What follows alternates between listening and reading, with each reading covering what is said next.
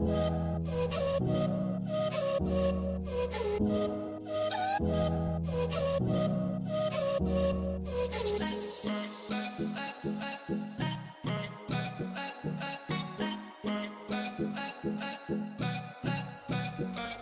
البنات، كي دايرين؟ لاباس عليكم؟ كلشي بخير. رجعنا اليوم ان شاء الله في طريقه جديده لتحضير كيكات كيف ما كتشوفوا في العنوان، المول العجيب ان شاء الله. غادي نحتاجوا فيها كاس غير مملوء من الزيت، كاس ديال سنيده، كاس كذلك غير مملوء من الحليب، 3 بيضات، جوج اكياس من بيكين باودر، عندنا كاس ونصف من الدقيق المنخول، عندنا قشر ليمونه او حامضه، يعني نحتاجو غير القشر ديالها ان شاء الله في هاد الكيكه هذه. اذا ندوزو ان شاء الله على بركه الله نخدموها مع بعضياتنا. اذا غادي ناخذ 3 البيضات كيف ما قلنا، نطلعوهم مع سكر سنيده ان شاء الله،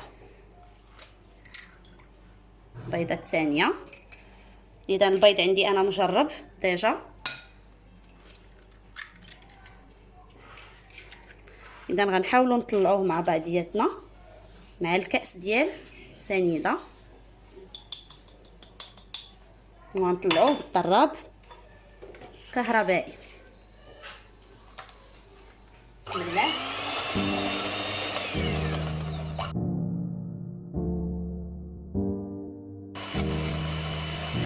نضيفوا كذلك كاس ديال الزيت، حنا كنطربوه.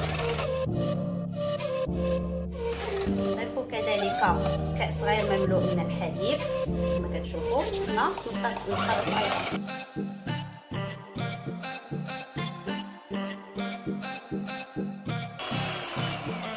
اذا من بعد ما طربنا هاد المكونات مع بعضياتها، غادي نحاولوا نحكوا واحد قشور حامضه باش نسمو بها كيك ديالنا كما كتشوفوا. بسم الله.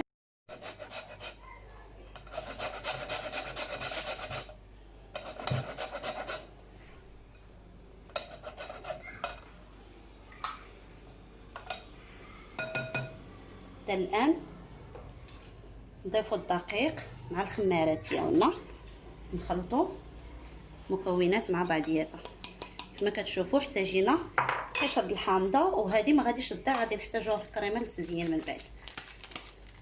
اذا الان نضيفوا 2 اكياس ديالنا ديال البيكين باودر،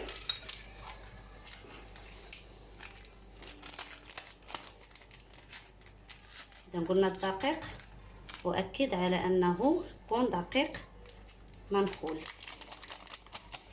كما كتلاحظوا احتاجيت كاس ونصف من الدقيق.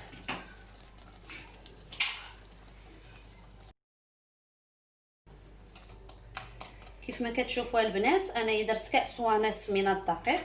على ما كيبان انه باقا شويه خفيفه، غادي نزيد واحد المعلقات، واحد 2، ونشوف على حساب كل واحد والدقيق ديالو. يعني انا راه زدت 2 معلقات، وغادي نشوف القوام ديالها واش غادي تكون هي هذيك اللي كتشوفوا.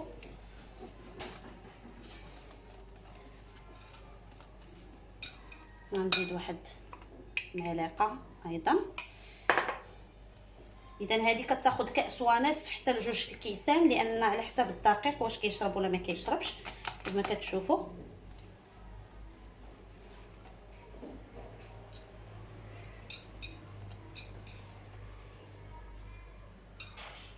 نزيد واحد المعلقه كما كتشوفوا. انا درت كاس ونصف وزدت 4 المعالق، يعني احتاجيت فيها 2 الكؤوس.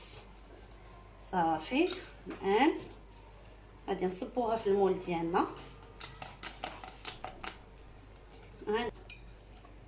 كيف ما كتشوفوا البنات، اذا زدت 4 ملاعق على الكاس ونصف ديال الدقيق، وهي الان صبحات موجوده. وباش نعرفوا الكيك ديالنا الخليط يعني هو هذاك، كنكتبوا 8 ما كتقطعش لينا. نتوما كيف ما كتشوفوا، كيف ما سبق ليا وقلتها في الكيكه لا ديجا حطاها في القناه ديال 3 بيضات، هانتوما 8 ما كتقطعش.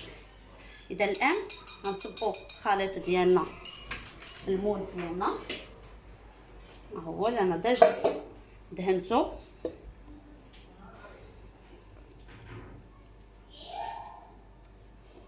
ديجا عندي مدهون ومرشوش بالدقيق، نتوما كيف ما كتشوفوا.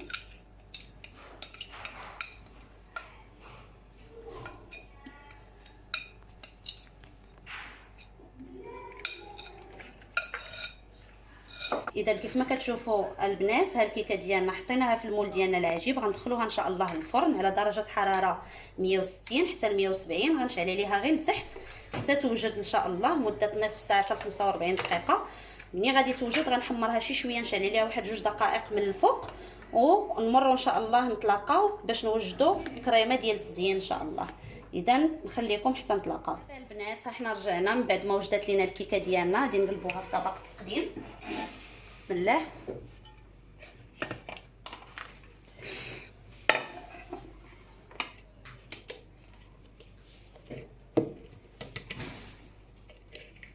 اذا الكيكه ديالنا ها هي وجدات. غادي نمروا ان شاء الله نصايبوا لا كريم باتيسيير مع بعضياتنا. هاد لا كريم باتيسيير كيف ما كتشوفوا، عندنا الحليب هنايا 3 الكيسان، كاس غير مملوء من سكر سنيده، عندي هنا 2 صفار بيض اللي انا ديجا عزلت البيض بوحدو، خديت غير الصفار. هنا عندنا 3 المعالق ديال مايزينا، والحامضه اللي ديجا انايا حكيتها غادي نستخدم الماء ديالها. اذا مروا على بركه الله، نخدموا 2 صفار البيض ديالنا كيف ما قلنا، ها كاس غير مملوء ديال سكر سنيده. غادي نحتاجو نخلطوهم بلافوي ديالنا كما كتشوفوا.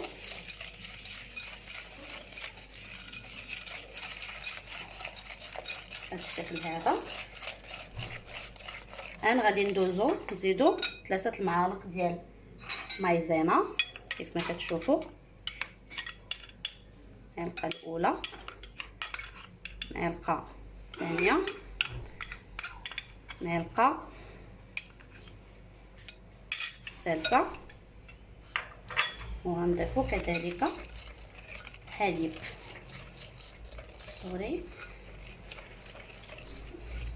نضيفو 3 الكؤوس ديالنا د الحليب. عندنا كاس اول، ثم الكاس الثاني، والكاس الثالث كيف ما كتشوفوا. نخدموا نحركوا الخليط مزيان غير بشويه، تنحسوا بان السكر ومايزينا وكل المقادير كامله جانسات مع بعضياتها، والسكر داب. ونمروا نحطوها على النار اللي تكون دافئه حتى خلينا، ونضيفوا عليها عصير حامض. بسم الله. ناخذ واحد الكاسرول غادي نحطو فيها هذا الشيء هذا كيف ما كتشوفوا. ما نخلطوش، كيبقى السكر شويه لتحت، نحطوه مع بعضياتنا.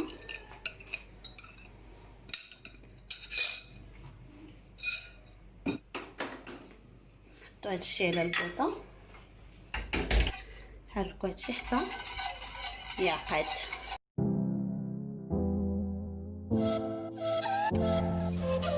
ودابا البنات كيف ما كتشوفوا لا كريم ديالنا هي وجدات. غادي نطفي عليها العافيه، وغادي نعصر عليها واحد عصير حامضه. اذا الحامضه اللي ديجا حنايا استعملناها،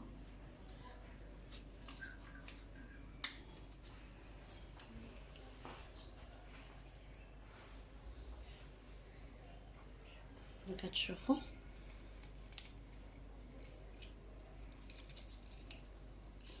معليش هاد العظومات نحيدهم.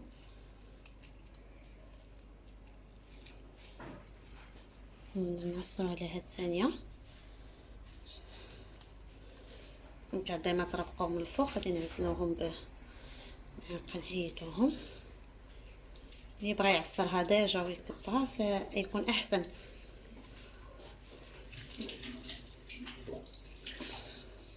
اذا نحيد العظيمات ونعاود نرجع لكم. البنات كيف ما كتشوفوا انا خلطت هاد العصير الحامضه مع الكريم باتيسيير ديالنا. اذا ها هي الكيكه ديالنا كيف ما كتشوفوها.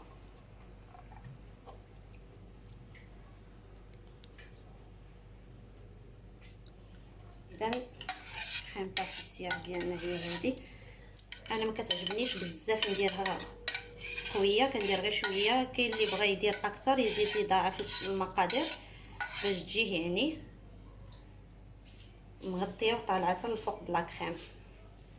انا ما كتعجبنيش تجي غالبه كيف ما كتشوفوا.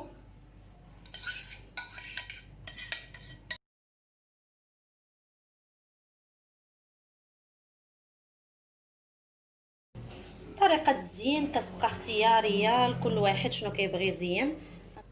انا غادي ندير تزيين بلوز ايفيلي حيت عندي واحد شويه كتشوفوا. غادي نديكوري به. طريقه الزين كيف ما كنعرفوا كاملين، كل واحد كيزين بطريقته.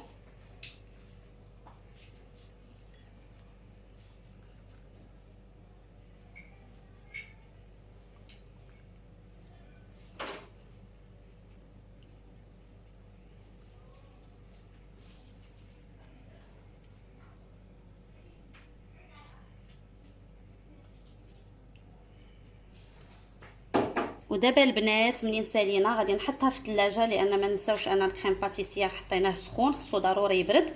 ونتلاقاو ان شاء الله في الشكل النهائي. وهنا رجعت لكم البنات بالشكل النهائي ديالها بعد ما بردات لينا في الثلاجه.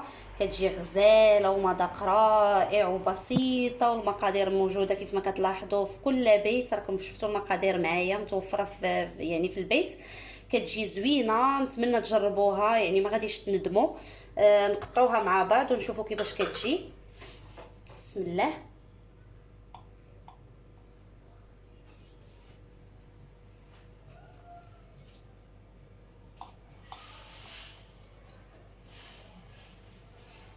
هذا